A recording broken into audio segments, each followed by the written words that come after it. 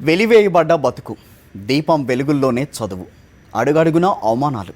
ఇంకొకరైతే నిరాశ నిస్పృహతో కుంగిపోతారు. కానీ సిక్కోలు బిడ్డ కదా, సవర్లకొండ నేర్పిన పోరాటం కదా, శిలకలు కత్తులు దులపరించినట్టు చీకటిలో అలుపెరగని పోరాటం. అహంకారం ఓడిపోయింది, ఆత్మాభిమానం నిండిన కసి గెలిచింది. దేశం గర్వించేలా విప్లవాల గడ్డ నుంచి వచ్చిన ఎవరి పోరాట యోధుడు?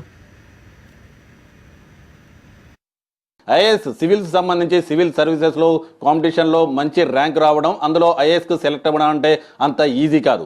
మొత్తం నిన్న 2016 సివిల్స్ ఫలితాల్లో ఆల్ ఇండియా థర్డ్ ర్యాంక్ సాధించారు మన తెలుగు యువకుడు శ్రీకాకుళం చెందిన గోపాలకృష్ణ రోనంకి. మరి ఏ విధంగా ఆయన గోల్ ఏ విధంగా సివిల్స్ ఎంచుకున్నారు, మొత్తంగా ఎలాంటి కష్టపడాల్సి వచ్చింది, ఈ ర్యాంక్ పట్ల ఆయన ఏం చెప్తున్నారో చూద్దాం. గోపాలకృష్ణ గారు, ముందుగా సాక్షి తరఫున మీకు శుభాకాంక్షలు. ఆల్ ఇండియా థర్డ్ ర్యాంక్ సాధించారు, ఏ విధంగా ఫీల్ అవుతున్నారు? థ్యాంక్ యూ అండి, థ్యాంక్ యూ వెరీ మచ్ అండి. సాక్షి టీవీకి, మీ బృందానికి నేను చాలా ఆనందంగా ఫీల్ అవుతున్నానండి. అయితే ఇది ఒక 1000 అడుగుల ప్రయాణంలో నా మొదటి అడుగేనండి. నేను రేపొద్దున ఒక ఐఏఎస్ అధికారిగా ఏ విధంగా సమాజానికి సేవ చేస్తాను అనే దాని మీదే నా విజయం అంతా ఆధారపడి ఉంటుందండి, నా భవిష్యత్తు అంతా ఆధారపడి ఉంటుంది.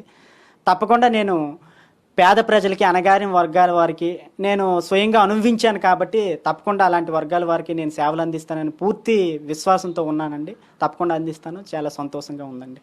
పేద ప్రజలకి, అణగారిన వర్గాలకి అన్నారు, ఏంటి మీ బ్యాక్గ్రౌండ్ ఏంటి, ఏ విధంగా ఇక్కడి వరకు రావాల్సి వచ్చింది?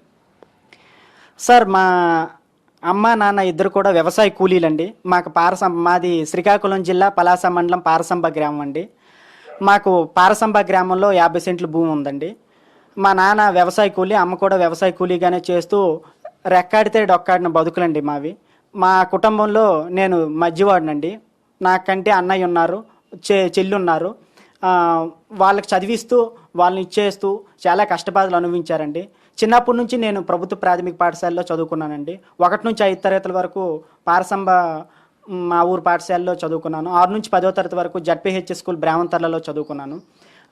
Junior college, government junior college పలాసలో ఇంటర్మీడియట్ చేశాను.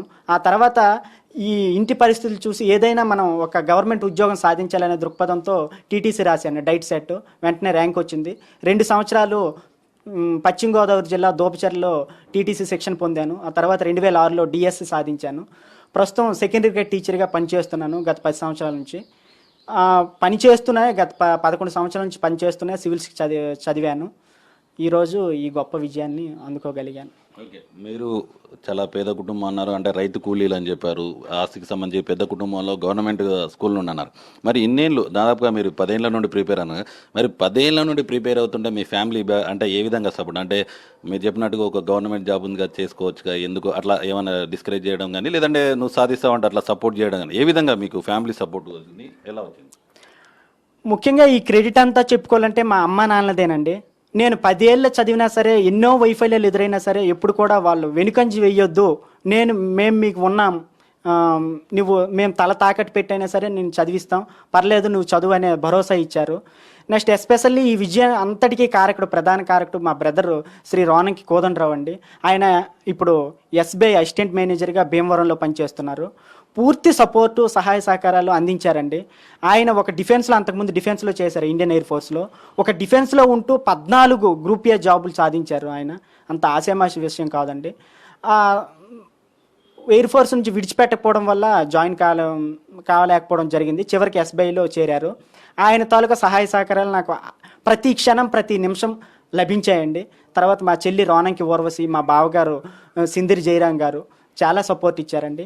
వీరందరి సహకారం వల్ల నేను ఇంత గొప్ప విజయాన్ని సాధించగలిగాను.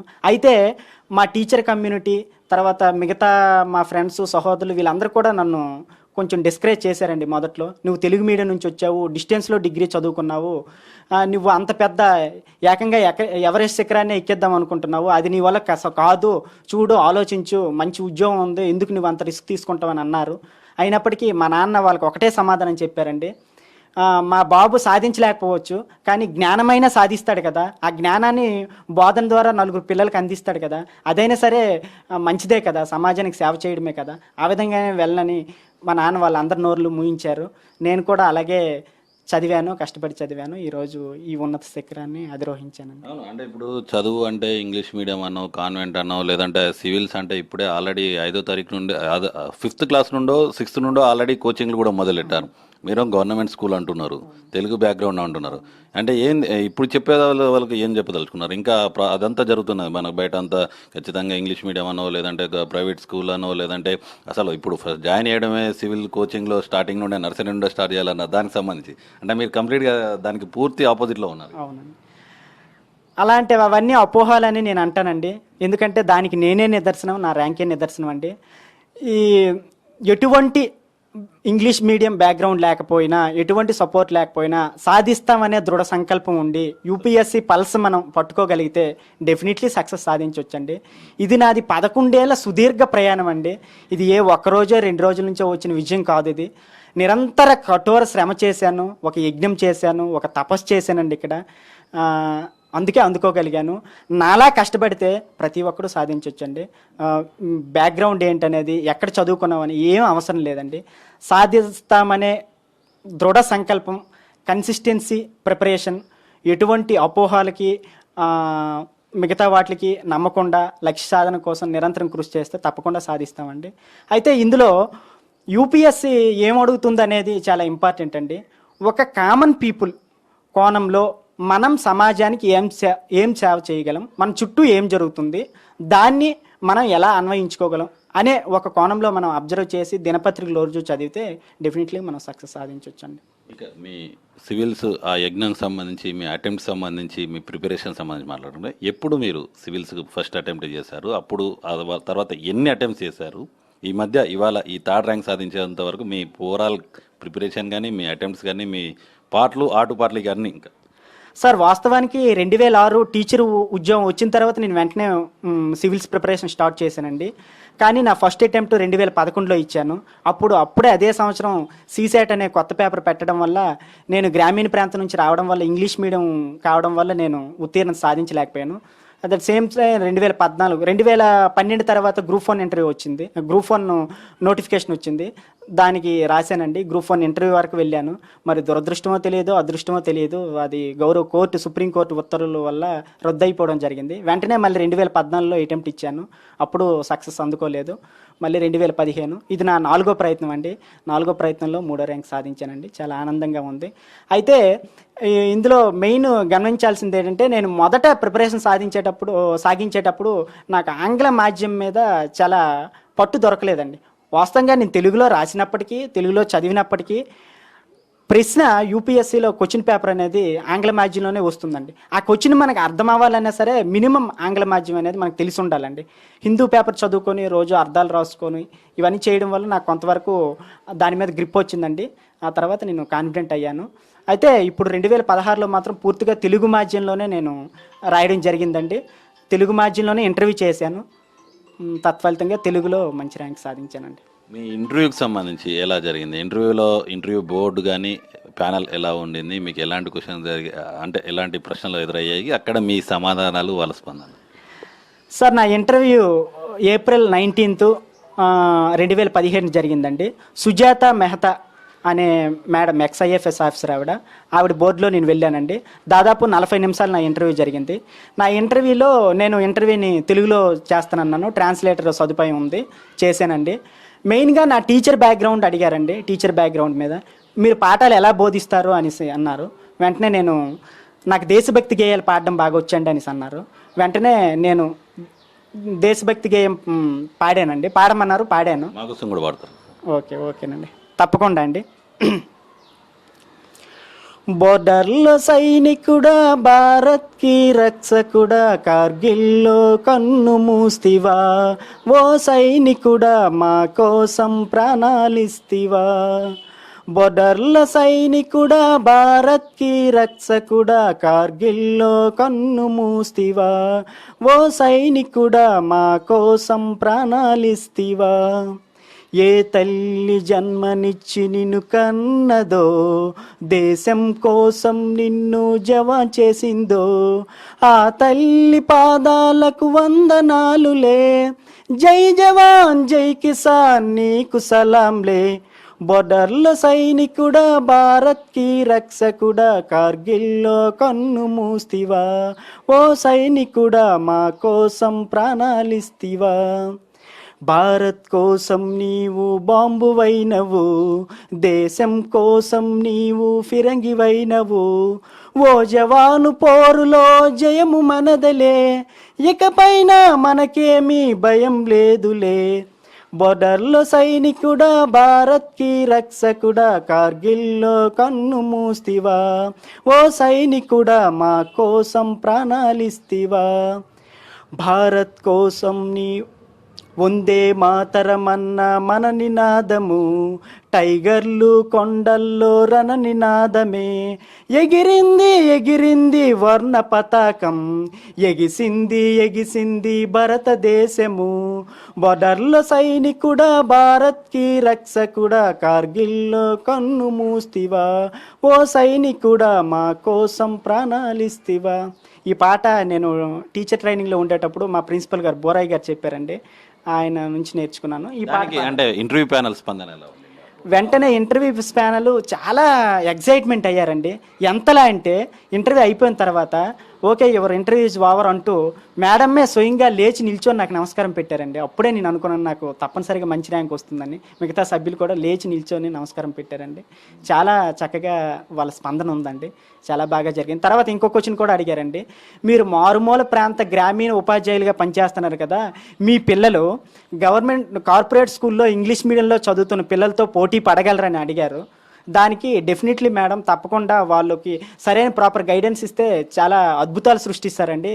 దానికి మంచి ఉదాహరణ నేనేనండి. నా మొత్తం ఎంటైర్ నా పాఠశాల విద్య అంతా కూడా గ్రామీణ ప్రాంత ప్రభుత్వ పాఠశాలలో జరిగింది. అయినప్పటికీ ఈరోజు మీ ముందు నేను ఉన్నానండి అని చెప్పాను. చాలా ఆనందించారండి, చాలా బాగా జరిగింది నా ఇంటర్వ్యూ. గవర్నమెంట్ స్కూళ్ళు, మారుమూల ప్రాంతం అన్నారు, ప్రభుత్వ చదువు అన్నారు. ఆ ప్రభుత్వ చదువు కోసమైనా మీరు డైరెక్ట్గా స్కూల్కి వెళ్ళి చదువుకోవాల్సిన పరిస్థితులు ఉండేనా, లేదంటే ఏదైనా ఇంకా దూర ప్రాంతాలకు వెళ్ళాల్సి వచ్చిందా, ఇంకేమైనా కష్టపడాల్సి వచ్చిందా? 1 నుంచి 5 తరగతుల వరకు నాకు ఎటువంటి ఇబ్బంది కలగలేదండి. కానీ హై స్కూల్ చదువుకు 6 నుంచి 10వ తరగతి మాత్రం మా పక్కనే ఉన్నటువంటి 4 కిలోమీటర్ల దూరంలో ఉన్నటువంటి హై స్కూల్కి వెళ్ళడం జరిగింది. మధ్యలో మొత్తం పొలాల గట్లేనండి, ఎటువంటి రోడ్డు సౌకర్యం లేదు. ఆ పొలాల మధ్య నుంచి నడుచుకుని వెళ్ళేవాడిని. మధ్యలో పెద్ద వాగు ఉండేదండి. ఆ పొలాల మధ్యలో వర్షం పడితే ఎన్నిసార్లు పడిపోయానో నాకే తెలియదండి. నా పుస్తకాలన్నీ తడిసిపోయేవి. చాలా కష్టాలు పడాల్సి వచ్చింది. అటునుంచి 4 కిలోమీటర్లు, ఇటు నుంచి 4 కిలోమీటర్లు, మొత్తం 8 కిలోమీటర్లు రోజుకి నడిచేవాడినండి. ఇది నేను చేశానండి. డిగ్రీ ఇంటర్మీడియట్లో కూడా పలాస వెళ్ళేటప్పుడు వాగు పొంగితే పరిస్థితి, పక్క నుంచి ఓ బ్రిడ్జ్ ఉందండి, అది దాదాపు 15 కిలోమీటర్ల దూరం వెళ్ళాలండి. అయినప్పటికీ మా నాన్నగారు ఎప్పుడు వాగు పొంగినా, వరదలు వచ్చినా, భూకంపాలు వచ్చినా, సునామీలు వచ్చినా మా నాన్నగారు స్కూల్కి వెళ్ళకండి అని ఉంచేవాళ్ళు కాదండి. స్కూల్కి తప్పనిసరిగా వెళ్ళాలనే కండిషన్ పెట్టేవాళ్ళు. మేము ఆ 15 కిలోమీటర్లు మా అన్నయ్య నేను కలిసి వెళ్ళి చదువుకునేవాళ్ళం. మిగతా మా ఊరోళ్ళు అందరూ వాగు పొంగితే మానేసేవాళ్ళు. బట్ మేము మాత్రం చుట్టూ తిరిగి 15 కిలోమీటర్లు అయినా నడిచి వెళ్ళి చదువుకునేవాళ్ళం అండి. రియల్లీ అవన్నీ జ్ఞాపకం వస్తుంటే నా మీద నాకే చాలా దీనిగా గర్వంగా ఉంది. చాలా ఇంత కష్టపడ్డానా అనిపిస్తుందండి. మీరు ఫస్ట్ ఒక ప్రభుత్వ ఉద్యోగం అని డిఎస్సి అన్నారు, వెళ్ళారు, ఆల్రెడీ సాధించారు, అయిపోయారు. మళ్ళీ సివిల్స్కు రావాలి అన్న అది ఎవరు అంటే మీరే లక్ష్యంగా పెట్టుకున్నారా, ఎవరైనా ప్రాపర్ గైడెన్స్ ఉందా, లేదంటే ఎవరైనా మీ పైన? అంటే నా తాలూకా కుటుంబ పరిస్థితులు, మా గ్రామ పరిస్థితులు, నేను పనిచేసిన స్కూల్ పరిస్థితులు నన్ను అటువైపు నడిపించాయండి. మా కుటుంబ పరిస్థితులు అంటే 11వ తరగతి వరకు, ఇంటర్మీడియట్ వరకు మా ఇంటికి కరెంట్ లేదు సార్. పూరి గుడిసెలో ఉండేవాళ్ళమండి. తినడానికి కడుపు నిండా తిండి లేదండి. తర్వాత మా నాన్న అమ్మ పూర్తిగా వ్యవసాయ క్షేత్రంలో పనిచేసేవాళ్ళు. రోజుకి 4 కిలోమీటర్ల దూరం ప్రయాణించి చదువుకునే పరిస్థితి. ఇప్పటికి కూడా మా ఊరికి పేపర్ రాదు సార్. ఈ నేపథ్యం తర్వాత మా గ్రామంలో గత 25 సంవత్సరాల నుంచి కొన్ని అనివార్య కారణాల వల్ల, అంటే మా నాన్న తక్కువ కులస్తులు ఎస్సీ కులస్తులు భోజనంలో భోజనం చేయడం వల్ల, వాళ్ళ వివాహ వేడుకలో భోజనం చేయడం వల్ల మా గ్రామంలో మా కుటుంబాన్ని, మా అమ్మా నాన్నని, మమ్మల్ని సోషల్లీ బాయ్కట్ చేశారండి, వెలివేయడం జరిగింది గత 25 సంవత్సరాల నుండి. అది నన్ను బాగా కలిచివేసిందండి. ప్రతి ఒక్కరు కూడా ఎలా అంటే సహాయ నిరాకరణ. ఇప్పుడు ఎవరు కూడా మాట్లాడరు మా కుటుంబంతో, అంతలా అనమాట. అది నన్ను నిరంతరం రగిల్చిందండి. ఆ రగిల్చడంతో నేను అత్యున్నత స్థాయి శిఖరాలు అధిరోహించాలి, గ్రామస్తుల అందరి తాలూకా ఆ ఆలోచన విధానాన్ని తప్పు అని మార్చాలి, చెప్పాలి అనేది ఎంచుకొని ఈ మార్గాన్ని లక్ష్యాన్ని చేర్చుకున్నాను. అండ్ నాలాంటి పేద ప్రజలకి సేవ చేయాలనే ఆలోచన ఎప్పుడూ ఉండేదండి. పాఠశాలలో కూడా చాలా సహాయ సహకారాలు చేశాను, సేవా కార్యక్రమాలు చేశాను. ఇంకా ఐఏఎస్గా అయితే ఇంకా విస్తృత స్థాయిలో చేయొచ్చు అనే ఆలోచన కూడా ఒక రకంగా నన్ను ఇవ్వటి వైపు మీరు చెప్పిన మాట ఏదైతే మీ గ్రామాన్ని సోషల్ బైకాట్ అనేది అంటే నిజంగా ఈ టైంలో అది వినడం కూడా ఒక రకంగా దురదృష్టకరం. సరే, మీరు ఎట్లాగూ ఆ దానితోనే మీరు ఒక కసిగా ప్రిపేర్ అయ్యారు, సివిల్ సర్వెంట్గా ఇప్పుడు దాదాపుగా మీరు నాకు తెలిసి ఇక ఏపీ క్యాడర్ ఎంచుకున్న అవకాశం ఏ విధంగా ఉండనున్నది మీ సర్వీస్ ఇప్పుడు? నా సర్వీస్ అనేది నేను మంచి సేవ అందిస్తాననే ఆలోచన అయితే నాకు ఉంది సార్. ఎందుకంటే పేదల కష్టాలు తెలుసు, స్వయంగా అనుభవించాను, స్వయంగా చూశాను. తర్వాత మా విలేజ్ తాలూకు ఆలోచన విధానం, విలేజర్స్ తాలూకు ఆలోచన విధానం తప్పకుండా మారుతుంది అనుకుంటున్నాను. డెఫినెట్లీగా మారుతుంది సార్. ఆల్రెడీ ఒకరిద్దరు ఫోన్ చేశారు, మేము తప్పు చేసాం, మమ్మల్ని క్షమించండి అని. తప్పకుండా వాళ్ళ ఆలోచన విధానంలో మార్పు వస్తుంది. తర్వాత నాకు ఏ పదవి, ఏ పోర్ట్ఫోలియో ఇచ్చిన ప్రభుత్వం వారు వాళ్ళ నిర్దేశించిన నియమాలకు అనుగుణంగా నేను మనస వాచ కర్మన నా వృత్తిని ఎటువంటి భేదాభిప్రాయాలు లేకుండా, ఎటువంటి వేరే ఆలోచన లేకుండా నేను పూర్తి నిబద్ధతతో పనిచేస్తాననే స్పష్టమైన విశ్వాసము, నమ్మకము, ధైర్యము నాకు ఉన్నాయండి. మంచి ఐఏఎస్ అధికారిగా రాణిస్తాననే స్పష్టమైన నమ్మకం నాకు ఉందండి. ఓకే, మీ ఫ్యామిలీ బ్యాక్ సపోర్ట్ అయితే చెప్పారు ఇక్కడ. మరి ఇక్కడ ప్రిపరేషన్లో భాగంగా మీ ఫ్రెండ్స్ అంటే ఒక టీమ్ స్టడీ అనేది కూడా ఉండిద్ది. అట్లా ఇక్కడ కొంతమంది మిమ్మల్ని డిస్కరేజ్ చేశారు, ఎవరెస్ట్ అన్నారు, అదని అన్నారు. దాంతోపాటు నువ్వు చేయగలవు అనేది చెప్పేవాళ్ళు కూడా ఉంటారు. అట్లా ఎవరికి అట్లా మీ గైడెన్స్ విషయంలో కానీ అటు ఫ్రెండ్స్ సపోర్ట్ విషయంలో? నేను వాస్తవానికి కోచింగ్ ఎక్కడ తీసుకుపోయినప్పటికీ సిఎస్బి ఐఏఎస్ అకాడమీలో ప్రజెంట్ మన ర్యాంక్ రిజల్ట్స్లో ఆల్ ఇండియా 167 ర్యాంక్ వచ్చిన మైలవరపు బాలలత మేడం గారి దగ్గర నేను ఒక 6 మాసాలు వెళ్ళానండి గైడెన్స్ కోసం. ఆమె చాలా గైడెన్స్ ఇచ్చారు, చాలా హెల్ప్ అయింది నాకు. ఆ తర్వాత మా ఫ్రెండ్ చైతన్య అనే అతను ఇప్పుడు ఆయన 2 సార్లు ప్రిలిమినరీ మెయిన్స్ రాశారు, అయినప్పటికీ సర్వీస్ రాలేదు. ఆయన నాకు చాలా సహకారం అందించారండి. నాకు రాయడం అంటే చాలా ఇష్టం అండి. నేను స్క్రిప్ట్లు A4 సైజ్ షీట్లు 4-5 బండిల్స్ రాశానండి. అందరి దగ్గరికి వెళ్ళాను, ప్రొఫెసర్స్ దగ్గరికి. నా పేపర్ని ఎవాల్యుయేట్ చేసి నా తప్పుల్ని చెప్పండి అంటే ఎవరు కూడా నువ్వు తెలుగు మీడియం మేము దిద్దమనేసారండి. చివరికి నా ఫ్రెండ్ అయినటువంటి చైతన్య దగ్గరికి వెళ్ళాను. ఆయన చాలా చక్కగా వాల్యూ చేసి నా తప్పుల్ని ఎంచి నాకు మరింత గైడెన్స్ ఇచ్చారు. రియల్గా మీ తరపున, ఈ సాక్షి టీవీ తరపున ఆయనకి ధన్యవాదాలు తెలుపుకుంటున్నానండి. మీ గురువు గారు అంటే ఒక రకంగా మల్లవరపు బాలలత గారు ఒక రకంగా గురువు అని చెప్పారు, కానీ ఇప్పుడు ఇవాళ రిజల్ట్స్ మీరు గురువు మించిన శిష్యుడు అయిపోయినట్టున్నారు. ఆవిడకు 167th ర్యాంక్ వచ్చింది, ఎట్ ఏ టైం మీరు 3rd ర్యాంక్ ఆల్ ఇండియా. ఏ విధంగా? అవునండి. నిన్న కూడా మేడం గారు అదే అన్నారు, గురువుకి మించిన శిష్యుడు, రుజువు చేసావు, నిజంగా చాలా సంతోషంగా ఉందన్నారు. కష్టపడితే సాధించలేనిది ఏది లేదు అనేది ఇంకొకసారి ప్రూవ్ అయింది సార్. నా కష్టాన్నే నేను నమ్ముకున్నాను. I'm the self made person sir. నేనేమీ కృత్రిమంగా కానీ ఇంకేదో కాదు సార్. నా కష్టాలే నన్ను నడిపించాయి సార్. ఇంకొకటి ఆప్షనల్ సంబంధించి మీ ఆప్షనల్ సబ్జెక్ట్గా తెలుగు అన్నట్టున్నారు, అంటే ఏంటి దానికి సంబంధించి మీకు తెలుగు పైన కానీ తెలుగు సాహిత్యం పైన కానీ అక్కడ ఇంటర్వ్యూలో అంటే ఎగ్జామ్లో కానీ సంబంధించి ఏ విధమైనది?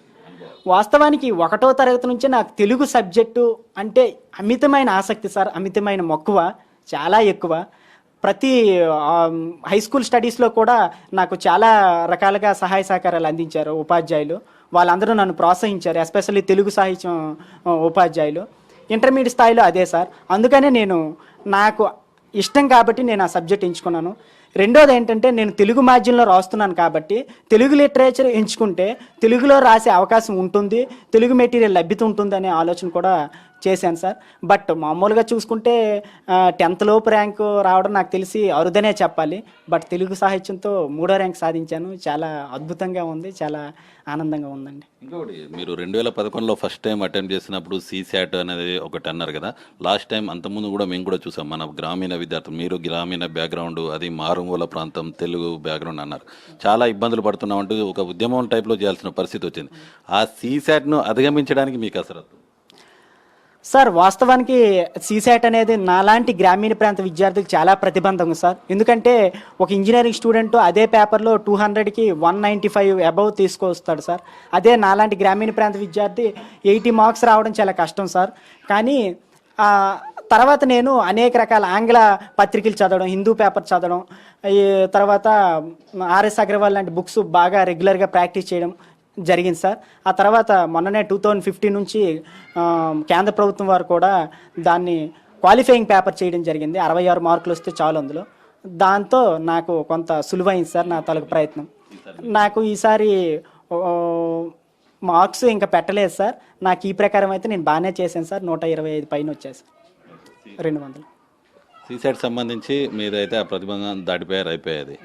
ఇందాక బాలలత గారు నిన్న మాట్లాడుతూ మీ గురువు గారు ఒక మాట అన్నారు, నేను ఐఏఎస్ అవ్వడం కోసం రాయట్లేదు, నాలాంటి వాళ్ళకి స్ఫూర్తిని ఇవ్వడం కోసం రాస్తున్నా అన్నారు. ఒక రకంగా మీకు కొద్దిగా ఆమె స్ఫూర్తి ఉంది అని అనిపిస్తుంది మాకైతే.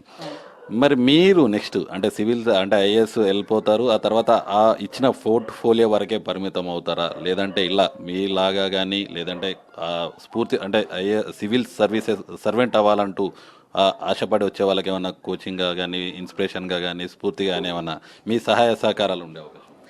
డెఫినెట్లీగా సార్. నేను నా ఉద్యోగ బాధ్యతలు నిర్వహిస్తూనే నాలాంటి మారుమూల గ్రామీణ ప్రాంత విద్యార్థులు ఎవరైతే ఉన్నారో, ఎవరైతే సివిల్స్ ప్రిపేర్ అవుతామని వస్తారో వాళ్ళందరికీ కూడా నేను అన్ని వేళ నా చేతనైనంత విధంగా అందుబాటులో ఉంటాను సార్. వారికి ఏ రకంగా సహాయ సహకారాలు అందించాలని నేను అందిస్తాను సార్. నేను ఒక స్ఫూర్తిగా నిలుస్తాను అనే ఒక దృఢమైన విశ్వాసం నాకు ఉంది సార్ వాళ్ళందరికీ. ఇక నుంచి ఈ ఇయర్ నుంచి తెలుగు మాధ్యమంలో రాసే అభ్యర్థులు నా ర్యాంక్ మూలంగా పెరుగుతారనే ఒక సదాభిప్రాయం కూడా నాకు ఉంది సార్. డెఫినెట్లీగా పెరగాలి. ఎందుకంటే తెలుగు సాహిత్యం అనేది, తెలుగు లిటరేచర్ అనేది మరుగున పడిపోతుంది సార్. ఆంగ్ల మాధ్యమం వైపు పరుగులు పెడుతున్నారు. కానీ అది తప్పండి.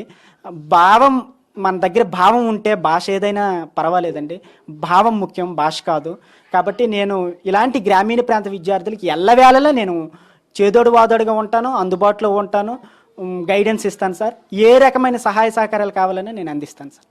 ఏదైతే తెలుగు మీడియంలో చదివావు అది డిస్టెన్స్ ఎడ్యుకేషన్, మొత్తంగా ఎవరెస్ట్కు సూటి పెడుతున్నావంటూ ఎక్కిరించిన వాళ్ళకే డిస్కరేజ్ అవ్వకుండా స్ఫూర్తితో ఏదైతే గట్టి పట్టుదలతో సాధించాను, మాతృభాష మీద మక్కువే ఒక రకంగా నా లక్ష్యాన్ని సాధించేలాగా తోడ్పడిందంటూ చెప్తున్నారు. అదేవిధంగా తన గ్రామీణ ప్రాంత బ్యాక్గ్రౌండ్, అదేవిధంగా మారుమూల శ్రీకాకుళం జిల్లాకు సంబంధించి మారుమూల గ్రామంలో అక్కడ సోషల్గా కూడా తమ కుటుంబాన్ని బైకాట్ చేయడం, ఆ పూర్తి పరిస్థితులు అక్కడ తన తండ్రి తల్లి ఒక రైతు కూలీలుగా ఉండడం లాంటి మొత్తం ఆ అనుభవాలతోని ఖచ్చితంగా ఒక సివిల్ సర్వెంట్గా ముఖ్యంగా ఐఏఎస్ అవ్వాలి, గ్రామీణ ప్రాంత ప్రజలకు నేరుగా సహాయ సహకారాలు అందించాలన్న పట్టుదలతోని కృషి చేశాను. 4వ అటెంప్ట్లో సాధించగలిగాను. పూర్తిగా తన తల్లి తండ్రి సహాయ సహకారం పూర్తి స్థాయిలో ఉంది. ముఖ్యంగా తన సోదరుడు ఏదైతే ఇప్పటికే ఆయన ఒక ఎయిర్ ఫోర్స్ సర్వీస్లో ఉంటూ కూడా 18 జాబ్లు పొందడం, అది కూడా ఒక రకంగా తనకు స్ఫూర్తిగా ఉంది.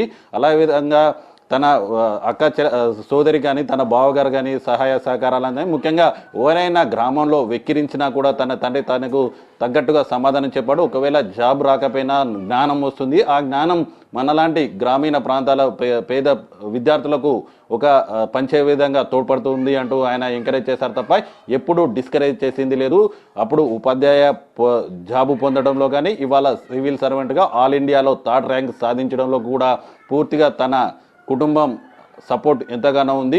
ఎవరైనా సాధించగలరు. కేవలం ఏదో పట్టణాల్లో కాన్వెంట్లో ఇంగ్లీష్ మీడియం చదివితే కాదు, తెలుగు మీడియంలో చదివినా కూడా పట్టుదల ఉండాలి, సబ్జెక్టు మీద అవగాహన ఉండాలి, సాధించగలమన్న నమ్మకం ఉండాలి, దానికి తగ్గట్టుగా కసరత్తు చేయాలి అంటూ all India 3rd ranker Srikakulam జిల్లాకు సంబంధించిన గోపాల్ కృష్ణ రోరంకి చెప్తున్నారు.